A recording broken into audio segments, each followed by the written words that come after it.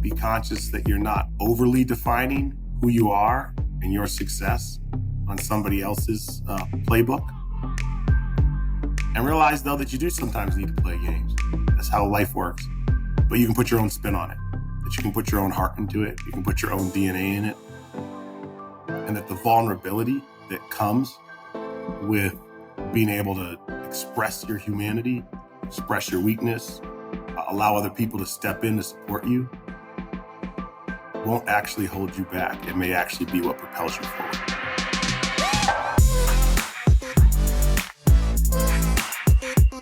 What's up, everybody, and welcome back to the Color of Money podcast. Now, today we have a guest that I'm really excited to speak to and learn from, Mr. Bo Menkiti. Now, this bio, to be honest, is going to be a little bit long because of all the accomplishments and all the things that Bo is in. This is going to be a long one. Now, Bo is the founder, the CEO of the Menkiti Group, which is a real estate company that's dedicated in transforming lives, careers, and communities through real estate. The Menkiti Group is focused on strengthening neighborhoods through the strategic development, management, and disposition of real estate in urban markets. Mr. Menkiti also serves as the CEO and the founding partner of Keller Williams Capital Properties, a residential real estate brokerage managed by the Menkiti Group. Now, prior to forming the Menkiti Group and Keller Williams Capital Properties, Bo served as the chief operating officer of College Summitt, a national nonprofit organization dedicated to increasing the college enrollment rate of low-income students.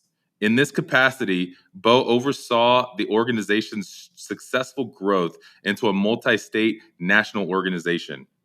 Now, the Menkiti Group and Keller Williams Capital Properties has been recognized by Inc. magazine as being among the fastest growing private companies in the nation and has the initiative for a competitive inner city, a Fortune magazine, as two of the fastest inner city businesses in America. Now, Bo is committed to serving his communities and transforming neighborhoods by serving on civic and public service organizations. Now, in 2013, Bo was elected as the president of the District of Columbia Association of Realtors and was appointed by the mayor to the board of DC Water, the District of Columbia Water and Sewer Authority. Now, Bo is also a trustee in the Federal City Council and serves on the boards of the Meyer Foundation, City First Bank, Ryan Kerrigan's Blitz for the Better Foundation, and the District of Columbia Building Industry Association. In 2014, Bo launched CPMG Foundation, the Capital Properties Menkiti Group Foundation, which is an organization that focuses its resources on serving the community in the areas of housing, youth, education, and entrepreneurship. Now, as a graduate of Harvard University, this man has a long page of accomplishments and an incredible amount of knowledge, resources, experience, and all of the things. So welcome, Bo. I'm super excited to lean in with you, get to know a little bit about this development, the community, and some of the servant leadership stuff that we talk about. It's great to be here with you, Daniel and Imric, and excited to be here on the Color of Money podcast. And you talked about a lot of, successes. I'd say it's more a series of failures and learnings and opportunities to find and engage and work with great people. So excited to be here with you guys today. Absolutely. And today we're going to be talking about the development angle and how this development stuff, this development lane has built your net worth, and also how we can get in the development space and still also have that community feel on helping build the communities through development as well. So I'm excited to lean into this because this is something that we don't know very much of. A lot of our listeners don't know very much of, and me personally don't know very much about the development space. And how do you get into it? How do you break into it? And how do you continue to grow in that space and still build your communities? We got to start from this beginning, right? Because when you start talking about how this whole development thing happened, I think a lot of people, I know a lot of people believe you just showed up. And you didn't just show up. You prepared to show up. And I think that's the difference, like in this whole conversation. I believe that our audience really should know how you prepared to show up and then how you took everybody by storm so quickly. They thought you just showed up. They don't know what the work was. You didn't look like what you've been through to get there. And that's the part that we miss so many times. Yeah, no, Emmerich, it's so true. I think we always all the things that we see as like momentary or in the moment are these gradually then suddenly things that happen over time. And so, I mean, if I were to start out on the conversation about development and neighborhood development and what our companies come to be known for in that space, which is the redevelopment of emerging urban neighborhoods. It actually goes all the way back to actually where I'm sitting today. Like it goes back to where I'm sitting today in Somerville, Massachusetts, where I grew up in an immigrant neighborhood of 3-decker homes. That was for all intents and purposes the other side of the tracks from Cambridge. So you had this affluent, established, well-known community, and you cross over into Somerville. It was our little model United Nations of immigrants trying to make a way in America. And this morning, as I drove here, I passed by the old pillow factory. And when we were kids, that New England weather, it gets a little cold. It could be not so nice. And so unlike these Southern kids, we had to go play. And we tried to figure out where to play. So there was an old abandoned factory down the street from my house. It was an old pillow factory. And we turned that into an indoor baseball stadium, right? We had stickball. We cleared the place out. We used to play there in the winter. It was our sports field. It was our the equivalent of that nice little turf field that folks go to now that my kids get to play on. But so that was our spot. And I went back by there today. They're multi-million-dollar condos. But when I was here, this was a sort of rundown neighborhood on the other side of the tracks with a couple of abandoned buildings. So I think it goes all the way back to that identity as being a kid growing up in a neighborhood that was changing, where I felt like the place I lived in was seeing this economic pressure. And all of a sudden, these other people were moving in that came from some other place that had resources. All of a sudden, were interested in living in my neighborhood, but no one interested in being there before. And so I think that experience gave some sensibility, understanding, and perspective to what shaped a lot of our work today. So that's just one example of things that start real early that sometimes show back up, and how we can see some of the things that in our life we might think as being, experiences that I always say the gift is the curse and the curse is the gift. If you can look at the things in your life that sometimes seem like challenges, oftentimes they become your biggest gifts. Now, was this always a passion for you in redeveloping urban neighborhoods, or wanting to create more, I guess, not having situations or scenarios that you grew up and that you dealt with, not having the abandoned factories? You know what I'm saying? Yeah, no, it didn't crystallize for me, so I had an opportunity through sports to get a different sort of education that sent me off to college. I got interested in business in college, where I ran a janitorial business that actually helped pay my way through school. I always say I went to Harvard and learned how to clean bathrooms. And that was actually one of the bigger learnings I actually had in the place. When I went out after that sparked an interest in business. And post-college, I worked in management consulting. I had the opportunity to work for an entrepreneur named David Bradley and help build something called the Atlantic Media Company. And then I went to work in the nonprofit sector. I'd always had a passion for letting things that were undervalued, like seeing potential and talent in people, places, and things that others didn't see. And that had this real sense of justice, that there were people out there were places out there, things out there that were undervalued. How could we unlock that? And so I went and became the chief operating officer of an organization called College Summitt that worked with low-income high school students, first-generation high school students, to navigate their way to college. And did that in urban and rural areas. And it was a great experience. I learned a ton. I was really passionate about the work we were doing. And while I was there, I bought my first home in a neighborhood called Columbia Heights in Washington, D.C. And it was on this street, Irving Street, and it was a block and a half from a metro stop. And that subway, that metro station was two couple of stops from Union Station. So, a couple of metro stops from the nation's capital. I buy a house, and of my whole block, I was like a block and a half from the metro station. Between the metro station and my house, there was only one other occupied house. The rest of the houses were vacant. And it was the house right next to me. And there's a woman there named Mrs. Bex, and she'd lived there for like 70 years. And she was in her late 70s. She'd lived there since she was a little girl. She didn't have any kids. And so I used to help her with like groceries and trash. And I thought I was doing great work at College Summitt, changing the world.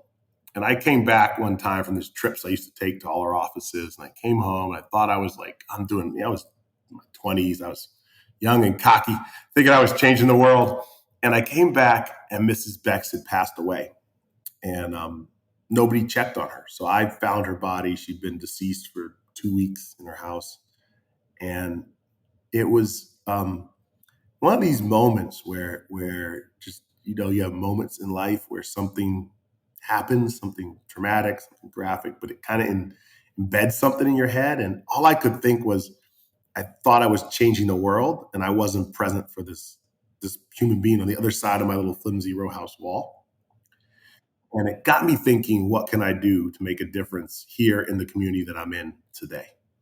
And that's really what led me to real estate. I got a real estate license. I didn't know anything about real estate. I got a real estate license thinking that would help me fix up some of the houses in my neighborhood.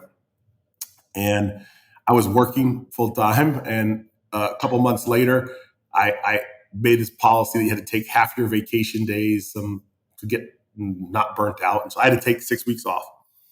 I had 6 weeks vacation I had to take. So I took my 6 weeks vacation. I was going to buy a house and fix it up. But I couldn't find out who the owners were. I couldn't get to the owners of these vacant houses. And so, but a lot of my friends were looking to buy houses. So I ended up selling 6 houses in this 6 week period to my friends and thinking, wow, this brokerage business is a real great way to make income. If I could take this money from the brokerage business and invest it into my community, that would make a huge difference. And that's how this all started. This idea that there was this cash flow business that if you didn't take that cash out and buy a new car or buy some new shoes, if you put that cash back into the neighborhood, there was an opportunity to make an impact. And there was also an opportunity to build some sustainable wealth. Wow.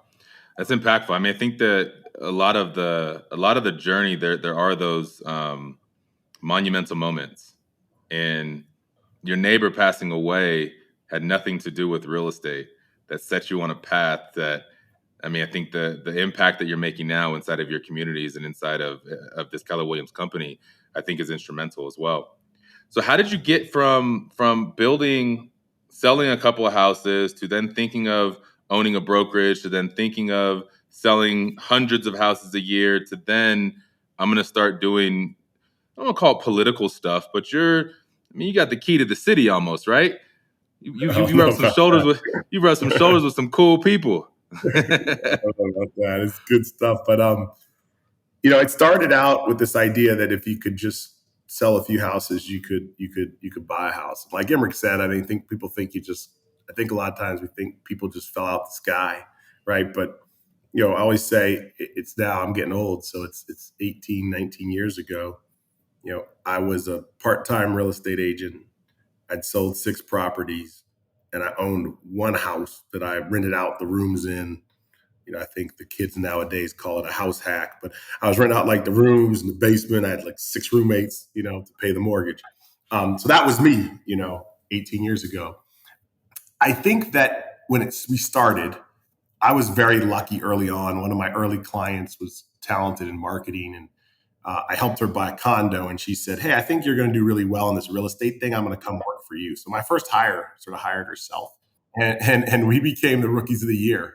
Back then, we were at another company, and we became the rookies of the year for Coldwell Banker, and that gave us an opportunity to really see what was going on more broadly inside it. Coldwell Banker and the company. And my goal had always been if I could sell a few houses, I could fix up a house. So we started with that. Like when I was an aspiring real estate agent, I couldn't get any listings. So I was like, I'm going to create my own listings. I'm going to buy all these houses, fix it up. I'll start having listings in this neighborhood. So that was my thought process. And we started working in a neighborhood called Brookland in Northeast DC. It was sort of just on the other side of, not that different than the place I grew up in, on the other side of where things were, but a stable interesting neighborhood, a lot of opportunity there, but it was kind of outside people's frame of where they thought they would live. And so it started like that. It started with a sales team. And then I got to work on this task force that Cole Banker had that was looking at what was happening with their company-owned brokerages. And it opened my eyes to the brokerage business. I knew nothing about the brokerage business. And I came out of there saying, wow, there's a real interesting opportunity in the city to get together this sort of next generation of leadership and build something. So I went out and I found like the other top young realtors that were doing a lot of business that I thought were interesting in the city. And I got them together and I said, let's start a company. We can do something different. It's kind of on us to sort of set the stage for the next generation. And we were going to start our own independent company when I randomly had a conversation with a woman named Joanne Curtin in Chicago that kind of talk about those moments, Daniel, moments that change the trajectory. I was out in Chicago with my college roommates, a couple of my buddies, and there was a snowstorm. So we were stuck in this hotel and we were sitting down in the lobby, like by the lobby bar. And these are guys I've known for a long time. And we're all telling each other about what we're doing, what's going on in our lives.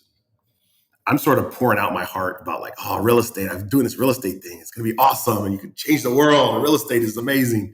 And there's this group of women on the other side of the bar. And one of them comes over like, I couldn't help but overhear, you know, what you guys are talking about. These ladies are trying to hit on us or something, right? And but no, it was actually Joanne Kern. She was there for her sister's bachelorette party. But she said, hey, I heard what you were talking about in real estate. And I think that really aligns with the philosophy of this company I'm involved in called Keller Williams. And we happen to own an office in Atlanta. I mean, my husband owned an office in Atlanta. You should check it out. And that's how I found out about Keller Williams. And that really helped change the course, the trajectory. This group of young agents, we went down, we checked out Keller Williams. We said, wow, this is what an opportunity. And I mean, back to what Emmerich was saying, like, what's an opportunity to be part of something that has knowledge and resource, but also we knew there wasn't Keller Williams in DC yet. So we were going to have some openness to do what we wanted to do and be who we wanted to be, but to do that in partnership with other people that help us grow faster. And so when you talk about that and you talk about just that one conversation, that's the difference maker a lot of times. And I say this, we're all one relationship away from greatness. And that one conversation expanded into one brokerage, then the second office, the third office, then the fifth office. In between that, though, your development, this whole idea of development and community and empower, where does that part come from? Because the brokerage, that's one conversation. The real question is the development and empowering the community, and where did that part come from, and what was the start of it? It's interesting, you know, the more I got exposed to real estate and was very lucky that, you know, when we decided to start a brokerage, we were able to incubate or launch out of Emmerich's office. So we got to see sort of greatness in our community. And so we were very lucky on the brokerage side to have a lot of mentors and a lot of guides. And on the development side, you know, we were just trying to find our way. And the idea was, at the heart of it was this belief that there were these communities and these neighborhoods where real estate was basically undervalued because of people's perceptions, because of the way they looked at it. And in many ways, the more I experienced and learned about the real estate brokerage industry, the more I saw that the history that our industry had and the role we played in defining how people looked at places and how that affected the value there. And so I got really interested in like, how does that happen? How is it that like that neighborhood is not valuable and this neighborhood is? The houses look the same, kind of, you know, what makes the difference? And so is it the people that live there? Is it the shade of the people that live there? Like what is actually creating these differences? And so I started doing a lot of research on cities and how cities developed and how neighborhoods developed. And we got really fascinated about the history of redlining and histories of segregation and how infrastructure was built between communities to separate communities in this country in the middle of the 1900s, in the 50s and 60s. And so started to think about, like, observe that and see that around us in the city. And we started working in a neighborhood in Northeast DC called Brookland and making small investments. So what we did is we made a deal, and I think Emric was reminding me of this the other day. When I was starting out, and shortly after we got started, Kimber came and joined me in the business, and we had both worked in the nonprofit world beforehand, and so I was able to convince her. I was worried that she liked fancier stuff than I did, and I was worried as a newly married guy that there would be a problem because she was going to want to spend money. So I convinced her that we were going to take the salaries we had made in the nonprofit world, right? I was like, we lived fine before. And just because we're doing something different shouldn't mean we have to live differently. If we could freeze our income, so we set up our little LLC and we paid ourselves exactly the same salary that we were making before we got into real estate. And we did that for the first 9 years. So for 9 years, we were top real estate agents. We were flipping houses. We were doing things. We were owning commercial properties, and we paid ourselves exactly the same salary that we made before as sort of, nonprofit public service workers. What we did is we took all the extra money that we would have made and we reinvested it into real estate assets in communities. And what we, I think about this development game in a couple of ways, Daniel. One is you can just own real estate, right? You can just own real estate. If you own real estate in the right places, over time, it appreciates in value. You pay down your principal, you get your tax advantages, and you get the cash flow from your rents, right? So that's one thing.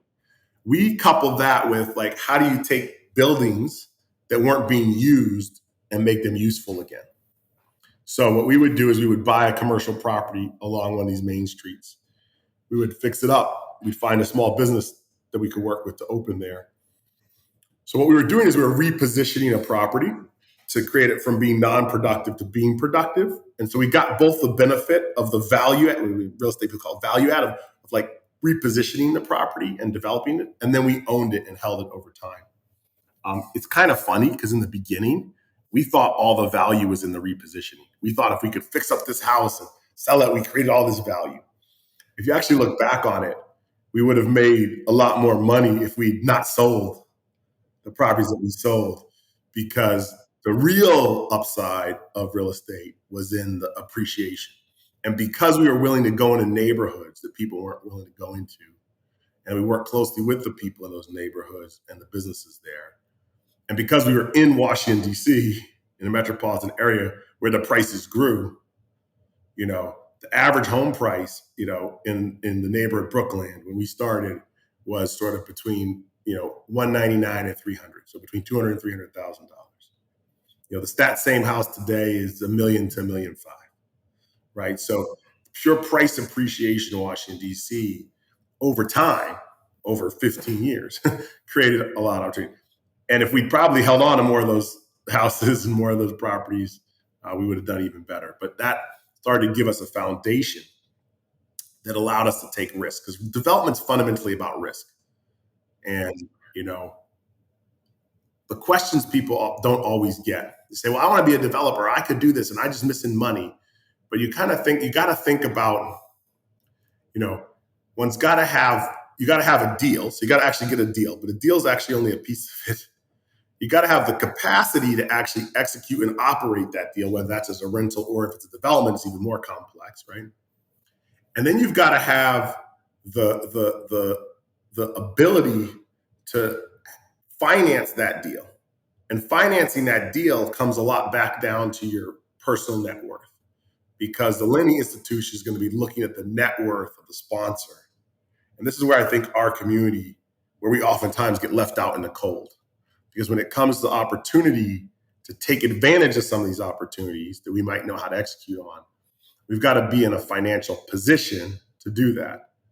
And if historically there aren't generations of wealth lining itself up, then the net worth and the asset base that we're working from is lower.